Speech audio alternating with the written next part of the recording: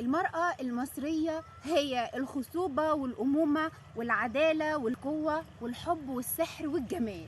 المرأة المصرية هي إيزيس رمز الخصوبة والأمومة والسحر والوفاء.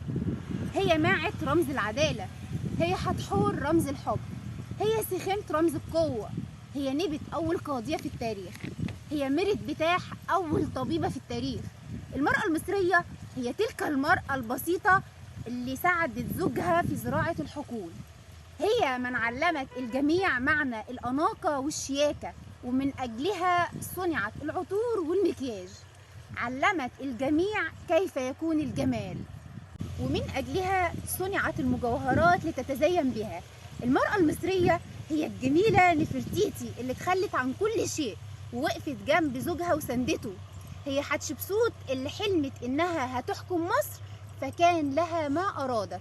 المرأة المصرية هي إياه حتب، الملكة المقاتلة، زوجة البطل وأم الأبطال، زوجة شهيد وأم شهيد. المرأة المصرية هي الخصوبة والأمومة والسحر والجمال والوفاء والقوة والحب.